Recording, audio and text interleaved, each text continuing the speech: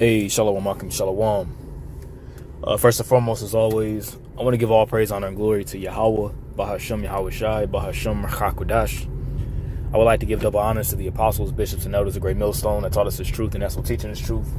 And much peace, love, and salutation to the elect, beginning with 144,000 all the way down to the large multitude that believes and who the Lord will deliver in these last days. To you all I say Shalom. I'm the brother Tazamah from the Great Millstone Dallas camp, coming back today with another lesson. And I pray this lesson will be edifying to the elect. And I found this article interesting here. This is from the People's Voice.tv. All right, and the article title reads, it says, U.S. Army swears in Palantir Execs as lieutenant. Excuse me, let me read this again. U.S. Army swears in Palantir Execs as lieutenant colonels, a rank that typically takes decades to earn. All right, so now you have, individuals like Elon Musk, which was once in Trump's cabinet. He was the head of DOGE, which was the Department of Governmental Efficiency. And now you have, the co-founder of Palantir, Alex Karp, which that's what his name is, Alex Karp, who's sworn in as a lieutenant colonel for the United States military. Now, this should prompt you to ask a question as to why is it that this individual who is a technocrat, why is he sworn in? All right, why is he sworn in as a lieutenant colonel? You see, if that's, and this guy's he's in the tech field. Now, what's a technocrat? All right, let's get the definition of a technocrat. Or we'll also get the word technocracy as well if it's on here. So we'll do technocrat. All right. Now, what is a technocrat? It says 1932, back formation from technocracy. All right. So technocrat comes from the word technocracy, right? Technocracy. It says control of society or the economy by technical experts. And these, mind you, you didn't vote. You American people didn't vote for these individuals. These are individuals that you didn't have to put no vote in for them. They just got placed into office. They got placed into positions, right? And then that word technocracy breaks down into technocracy, which cracy is the rule of, like you have a theocracy, which is the rule, the rule of God, through the means of mediators, through the means of priests as mediators, right? But now you have a technocracy, right? Which techno goes into what? Art, craft, skill. Later, technical, technology, from Greek techno, combining form of techne. It says art, skill, craftsmanship, craft and work. And what's the ultimate craft? All right, that they want to. What's the ultimate craft that they want to do? They want to put a microchip inside of you, man. You see, and they have, and Donald Trump and these Donald Trump and these particular quote unquote leaders are the perfect people set in place, all right, to implement this MOTB system, as the scripture says. All right, the scripture says that we're not ignorant of Satan's devices. All right, let's get 2 Corinthians 2:11. All right, this is 2 Corinthians chapter 2, verse 11. It says, lest Satan should get an advantage of us, for we are not ignorant of his devices. You see that? We're not ignorant of Satan's devices. We're not ignorant of his evil plans and his evil schemes. You see, because Palantir is nothing more than, a military, really it's weaponry that the military is using to have mass surveillance of people, man. That has the ability to, Palin means afar, afar or far off, and tier means to see afar off is pretty much what Palantir means. And that's ultimately what they want to do whenever they have this RFID microchip inside of you, They could pretty much have it to whereas anybody could, they could pretty much get someone, for lack of better words, before they even do a crime. Before they even do a crime, they could lock you up.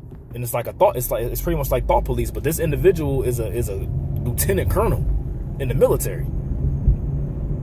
Okay, because ultimately, man, they're about to wage war. Okay, they're about to wage war on you American citizens, man. That's what's getting ready to happen next. Okay?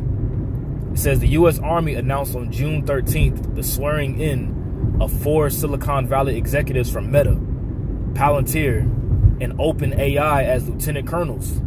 Okay? Now, Meta was once known as Facebook, and Meta, all right, goes into the Greek word metapon. You know, I rather say you get the Greek word metapon, I rather say, which means forehead. And Palantir, which we broke that word Palantir down in OpenAI as lieutenant colonels. And these are what? These are individuals who are in the technical field. You see, technocrats is who these individuals are. Why are they in top positions in the military?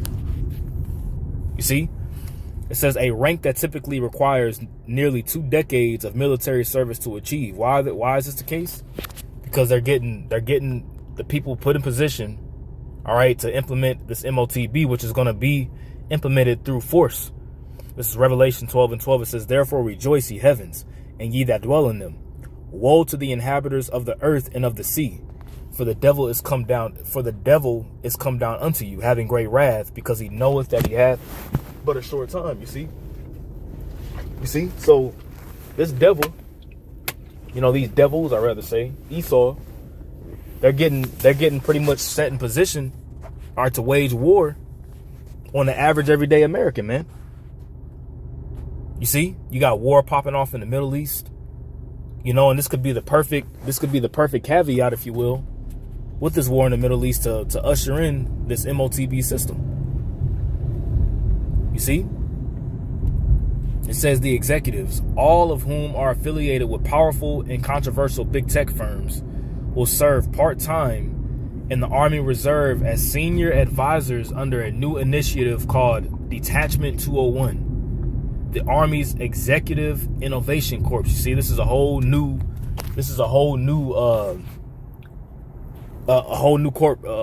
corp, or rather say, for lack of better words, a position, you know, within the military. You see, it says, according to the Army's own language, the goal is to fuse cutting edge tech expertise with military innovation. Let's read that again. Fuse cutting edge tech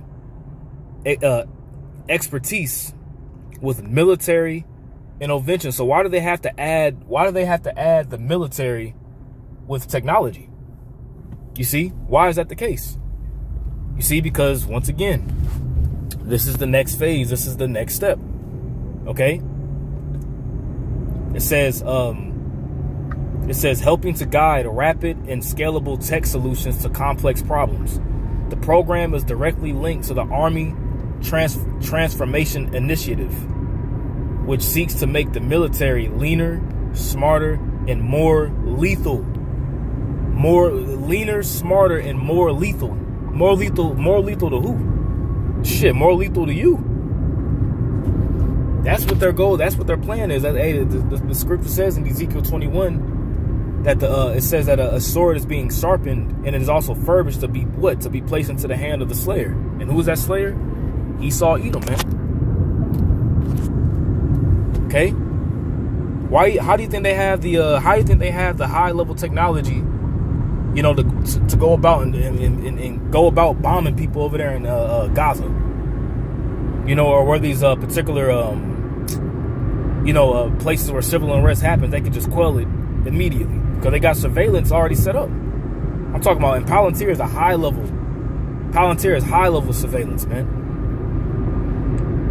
It says, but critics are sounding the alarm, warning that this unprecedented blurring of lines between private tech monopolies and the military risks further consolidating unaccountable power at the highest levels of government. You see that? They getting ready to push for martial law here very soon. It says, with big tech already wielding immense influence over public discourse, surveillance, and data infrastructure, their formal integration into military command structures raises serious ethical and democratic concerns. They're mixing tech with the military. The 4 newly minted Army Reserve Lieutenant Colonels are Shyam Sankar, Chief Technology Officer at Palantir, right? Andrew Bosworth, Chief Technology Officer at Meta. Kevin Weil, Chief Product Officer at OpenAI. Bob McGrew, Advisor at Thinking Machines Lab and former Chief Research Officer at OpenAI. See, now they're mixing AI with the military, which is going to be, it's pretty much going to make it easier to track down those who could be dissident, those who could be quote unquote going against the system. Their appointments are more than symbolic. They represent a deeper shift toward embedding tech industry leadership directly into U.S. military operations without the public debate or oversight such a transformation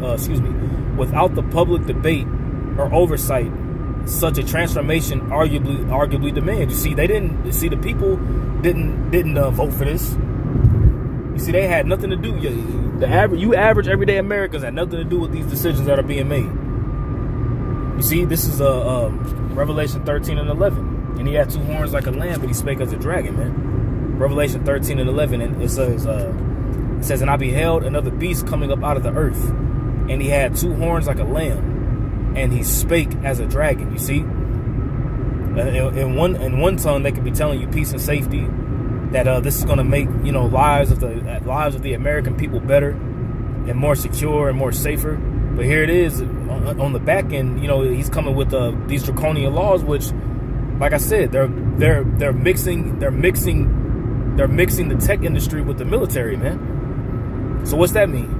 That means that you're going to be even heavier. You're going to be even heavier. I'm a little sleepy, man. Salaki, I can't really, my speech is bereating me a little bit. Bereath me, right? I'm just a little tired. I didn't get a lot of sleep, so Salaki if I'm stumbling over my words. But they're going to be heavily monitoring these AI systems, whether it be ChatGPT, whether it be Gronk, which they're already monitoring it, but it's just going to be monitored even more. Particular talking points that you're looking up on Gronk and AI, OpenAI, and ChatGPT is no longer going to be accessible. You see, so certain things that you're looking at is going to be monitored, and you could be a target. You see, but it's, once again, they give you the smooth words, but behind it, is swords, man. His words were softer than oil, smoother than oil, but war was in his heart. That's what that's all about. You see, it says the implications are especially troubling given Palantir CEO Alex Karp's open advocacy for U.S. military aggression.